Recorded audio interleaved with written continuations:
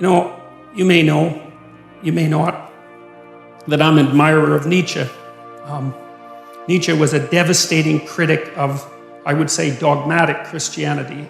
Christianity as it was instantiated in institutions, I suppose, although he's a very paradoxical thinker because, for example, one of the things Nietzsche said was that he didn't believe that the scientific revolution would have ever got off the ground if it hadn't been for Christianity, and more specifically for Catholicism, because he believed that over the course of really 1,000 years, the European mind, so to speak, had to train itself to interpret everything that was known within a single coherent framework.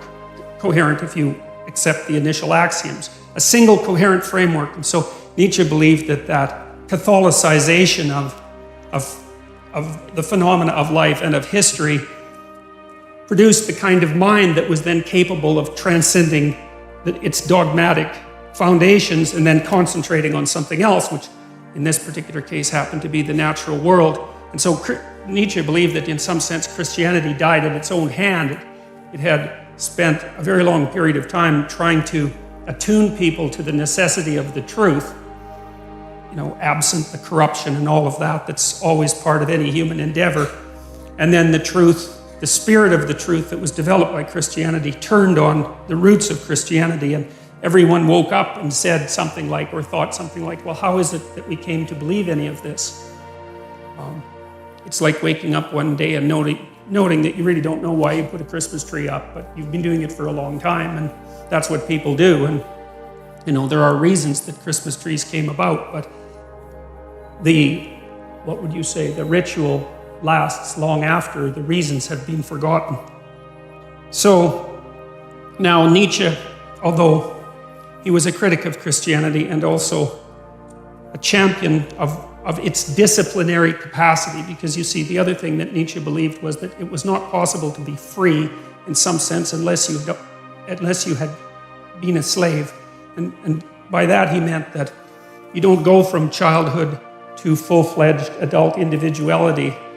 You go from childhood to a state of discipline, which you might think is akin to slavery, to self-imposed slavery. That would be the best scenario, where you have to discipline yourself to become something specific before you might be able to reattain the generality that you had as a child. And he believed that Christianity had played that role for Western civilization. But in the late 1800s, he announced that God was dead. And you often hear of that as something triumphant. But for Nietzsche, it wasn't, because he was too nuanced a thinker to be that simple-minded. See, Nietzsche understood that, and this is something I'm going to try to make clear, is that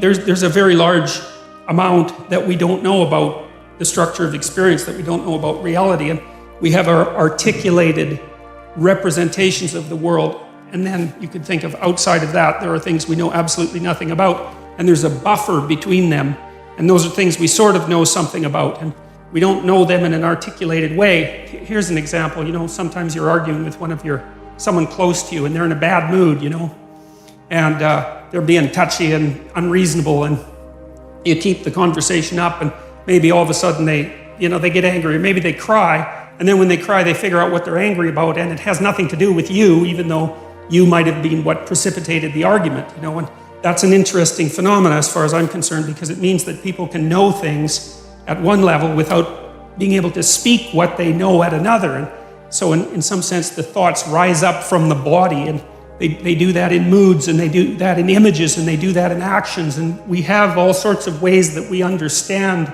before we understand in a fully articulated manner. And so we have this articulated space that we can all discuss, and then outside of that, we have something that's more akin to a dream that we're embedded in, and it's an emotional dream that we're embedded in, and that's based, at least in part, on our actions, and I'll describe that later. And then outside of that is what we don't know anything about at all.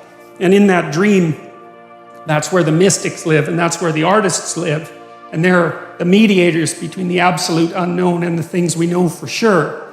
And you see, what that means in some sense is what we know is established on a form of knowledge that we don't really understand, and that if those two things are out of sync, so you might say if our articulated knowledge is out of sync with our dream, then we become dissociated internally. We think things we don't act out, and we act out things we don't dream, and that produces a kind of sickness of the spirit, and that sickness of the spirit, its cure is something like an integrated system of belief and representation. And then people turn to things like ideologies, which I regard as parasites on an underlying religious substructure, to try to organize their thinking, and then that's a catastrophe.